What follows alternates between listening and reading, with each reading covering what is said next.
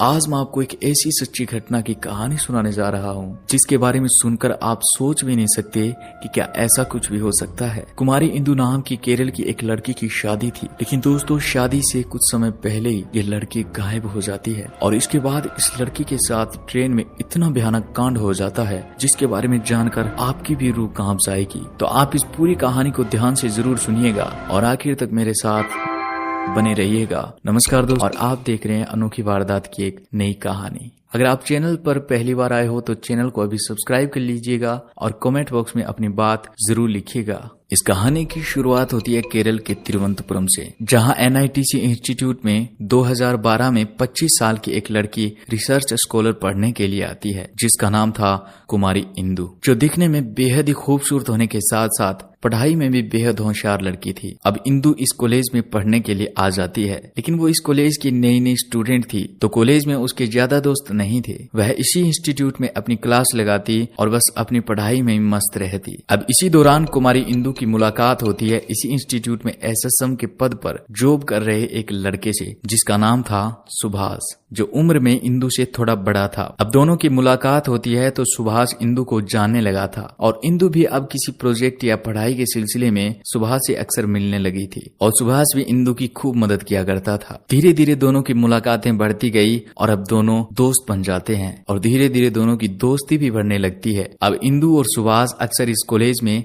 साथ रहा करते थे, खूब बातें किया करते थे। इंदु को अब इस कॉलेज में एक अच्छा दोस्त मिल गया था, तो वो अपनी बातें सुभाष से शेयर करने लगी। बढ़ती मुलाकातें, कॉलेज में साथ रहना, साथ घूमना इन दोनों को बेहद ही अच्छा लगने लगा और इन्हीं बढ़ती नजदीकियों के कारण इन दोनों को पता ही नहीं चला कि कब ये दोनों आपस में प्यार करने लगे, एक दूसरे को पसंद करने लगे। लेकिन दोस्तों इन दोनों में से कोई नहीं जानता था कि इन दोनों का इतना करीब आना इनके लिए आगे इतना भयानक, इतना खौफनाक मंजर ला देगा। अब सुभाष इंदु से इतना प्यार करने लगा था कि वह इंदु को खोना नहीं चाहता था। तो एक दिन सुभाष और इंदु जब साथ में थे तो सुभाष इंदु को शादी के लिए प्रपोज कर देता है। सुभाष इंदु से कहता है कि वह इंदु से शादी करना चाहता है। तो दोस्तों क्योंकि अब इंदु भी सुभाष से प्यार करती थी तो इंदु भी अब सुभाष के इस प्रस्ताव को नहीं ठुकराती है। तो उस वक्त तो इंदु सुभाष को शादी के लिए हाँ भर देती है और शायद इसी हाँ ने इस पूरी कहानी को इतना भयानक मोड़ दे दिया। दरअसल अब इंदु की शादी की हाँ के बाद सुभाष बेहद खुश होता है और इसी खुशी के चलते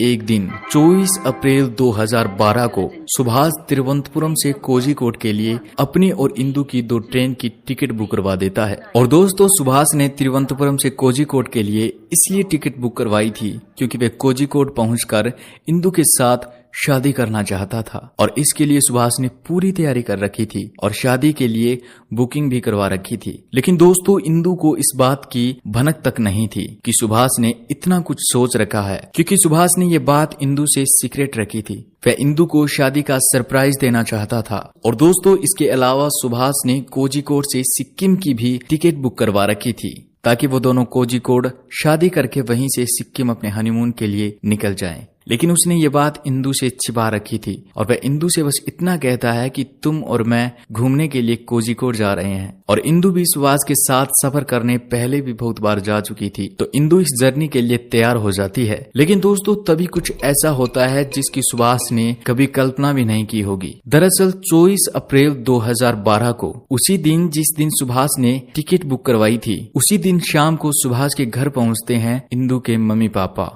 जो सुभाष को अच्छे से जानते थे कि सुभाष इंदु का बेस्ट फ्रेंड है। अब दोस्तों सुभाष को उनका अचानक से आना थोड़ा अजीब सा लगा, लेकिन फिर भी सुभाष ने उनका अच्छे से वेलकम किया और उनकी अच्छी खातिरदारी की। अब इसके बाद उनमें आपस में बातचीत होने लगती है और दोस्तों बातचीत करने के दौरान ही इंदु के पापा सुभाष के घर आने का कारण बताते हुए कहते हैं कि उन्होंने इंदु की शादी रख दी है और शादी में उसका बेस्ट फ्रेंड नहीं आए, ऐसा कैसे हो सकता है। और इतना कहकर उन्होंने सुभाष के हाथ में इंदु की शादी का कार्ड थमा दिया। और दोस्तों ये कार्ड देखते ही सुभाष के पैरों के नीचे से जमीन खिसक जाती है। वह सहम जाता है कि आखिर ऐसा कैसे हो सकता है। तो अब आगे इंदु के पिता जो बात कहते हैं वो सुभाष के लिए और भी चौंकाने वाली थी। इंदु के पिता आगे कहते हैं कि ये शादी इंदु की मर्जी से ही की गई है। उन्होंने इंदु से इसके बारे में बात भी की थी तो उसने शादी के लिए हाँ कर दी।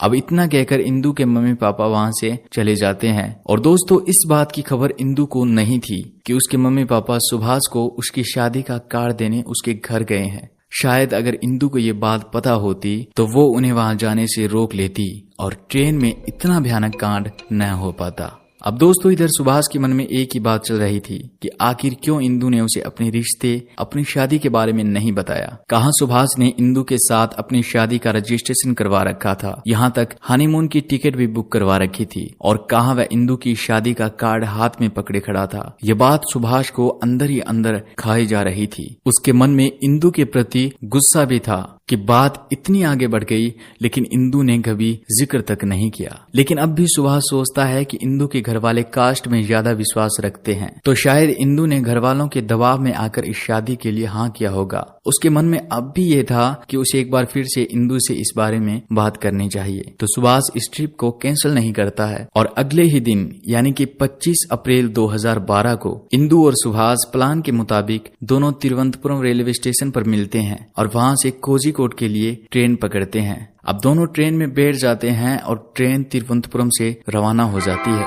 और ट्रेन के चलते ही दोनों आपस में बात शुरू करते हैं। सुभाष अब अपने सामने की सीट पर बैठी इंदु को 24 अप्रैल के शाम की घटना के बारे में बताता है कि शाम को तुम्हारे मम्मी पापा तुम्हारी शादी का कार्ड लेकर मेरे घर आए थे। और दोस्तों सुभाष के मुंह से ये बात सुनते ही इंदु के चेहरे की चमक उड़ जाती है कि आखिर ये क्या हो गया। तो अब सामने सीट पर बैठा सुभाष इंदु को अपने प्लान के बारे में बताता है कि उसने सिर्फ तुमसे शादी करने के लिए तिरुवनंतपुरम से कोझिकोड की टिकट बुक करवाई है और इस शादी के लिए उसने रजिस्ट्रेशन भी करवा रखा है। और वो आगे कहता है कि मैं तुमसे बेहद प्यार करता हूँ और मैंने कोर्ट मैरिज के लिए भी रजिस्ट्रेशन करवा रखा है। लेकिन दोस्तों ये बात सुनते ही इंदु कहती है कि ऐसा नहीं हो सकता। उसके घर वाले कभी भी इस बात के लिए राजी नहीं होंगे कि उनकी बेटी की शादी किसी दूसरी कास्ट के लड़के से हो। और इंदु आगे कहती है कि मैं तुमसे शादी किसी भी हालत में नहीं कर सकती, हमारा सफर सिर्फ दोस्ती और प्यार तक ही था। लेकिन सुभाष इंदु की बात सुनकर उससे शादी के लिए जिद करने लगता है और कहता है कि वे तुम्हारे बिना किसी भी हालत में नहीं रह सकता।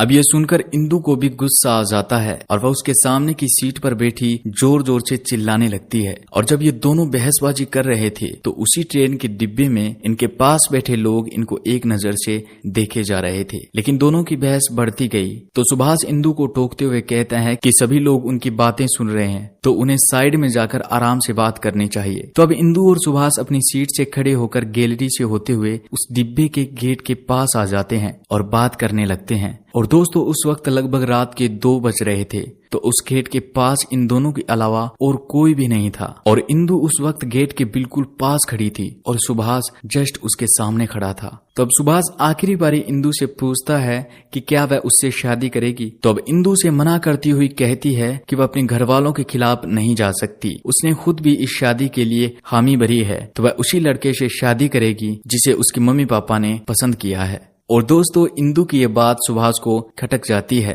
और इस बात के लिए सुभाष को इतना गुस्सा आ जाता है कि रात के 2 बजे जब ट्रेन प्रयाग नदी के पुल से गुजर रही थी तो उसी समय सुभाष इंदु को ट्रेन से धक्का दे देता है।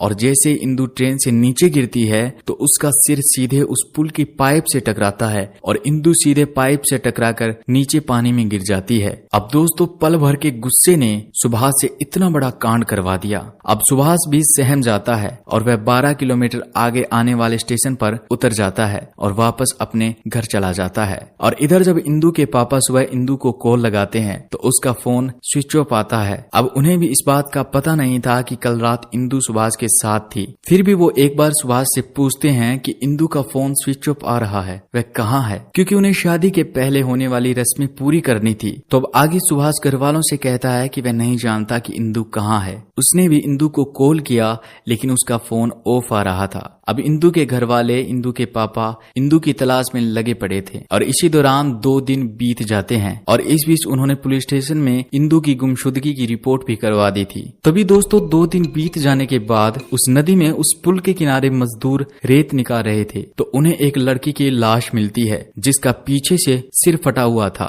तो अब इस लड़की की पहचान की जाती है तो पता चलता है कि ये कुमारी इंदु की ही डेड बॉडी थी जिसका पोस्टमार्टम कर घर वालों को सौंप दिया जाता है। और अब पुलिस इस केस को सुसाइड बताकर रिपोर्ट बना देती है, क्योंकि पुलिस वालों को लगा कि इंदु की कुछ समय बाद शादी थी और शायद इस शादी में घर वालों ने इंदु पर दबाव बनाया होगा, जिस कारण इंदु ने खुदकुशी कर ली। लेकिन दोस्तों, इंदु के पापा ये कभी भी मानने को तैयार नहीं थे कि इंदु ने खुदकुशी की है, क्योंकि ये शादी इंदु की मर्जी से हो रही थी। तो अब इंदु के पापा एक बार फिर उस जगह पर जाते हैं जहाँ इंदु की डेड बॉडी मिली थी। और दोस्तों, जैसे ही इंदु के पापा उस जगह पर पहुंचते हैं तो उन्हें वहां से एक बहुत ही बड़ी बात पता चलती है। दरअसल वहीं काम करने वाले मजदूर से इंदु के पापा पूछते हैं कि उसने उस रात क्या देखा था। तो वो मजदूर बताता है कि वो उस रात यहीं पर सो रहा था, लेकिन जैसे ही ट्रेन आई तो उसकी नींद खुल जाती है और वो सामने देखता है कि ट्रेन से कोई चीज गिर रही है जो सीधे पुल से टकराई है और नदी में आकर गिरी है। और उस चीज के पीछे ट्रेन के गेट के पास उसे एक व्यक्ति खड़ा हुआ दिखाई दिया। और दोस्तों, उस मजदूर की ये बात सुनते ही इंदु के पापा इस बयान को लेकर हाई कोर्ट पहुंच जाते हैं। तो उन्होंने इस केस को क्राइम ब्रांच को सौंप दिया और क्राइम ब्रांच की टीम एक बार फिर इस केस की तफ्तीश में लग जाती है। और दोस्तों, जब उन्होंने पोस्टमार्टम की रिपोर्ट की बारीकी से जांच की तो पता चलता है कि इंदु के सिर के पीछे चोट लगी थी। तो क्राइम ब्रांच को शक हुआ कि अगर कोई ट्रेन से कूद रहा है तो उसे पीछे चोट कभी नहीं लग सकती, यानी कि हो सकता है इंदु को ट्रेन से धक्का दिया गया हो। अब क्राइम ब्रांच इसी संशय के साथ इस केस की जांच शुरू करती है और ट्रेवल एजेंट तक पहुंच जाती है। और बस दोस्तों, यहीं से उन्हें पता चला कि इंदु के साथ सुभाष नाम के एक लड़के की भी ट्रेन की टिकट बुक करवाई गई थी। तो अब तुरंत ही क्राइम ब्रांच की टीम सुभाष के घर पहुंच जाती है, उससे पूछताछ करती है। सुभाष बस इतना कहता है कि वो इंदु के बारे में कुछ नहीं जानता, इंदु बस उसकी एक अच्छी दोस्त थी। लेकिन दोस्तों, इसके बाद पुलिस वाले जैसे ही सुभाष का लैपटॉप चेक करते हैं तो दोस्तों, पुलिस को सुभाष के लैपटॉप में सुभाष और इंदु की कुछ प्राइवेट फोटोज मिलती है, जिसे देखकर पुलिस वाले सब कुछ समझ जाते हैं और तुरंत ही सुभाष को गिरफ्तार कर लेते हैं। सुभाष रोते हुए उन्हें उस रात हुई पूरी घटना के बारे में बता देता है कि उसने ही उस रात ट्रेन में कुमारी इंदु को धक्का दिया था, क्योंकि कुमारी इंदु उससे शादी नहीं करना चाहती थी, लेकिन वो उससे प्यार करता था, उससे शादी करना चाहता था।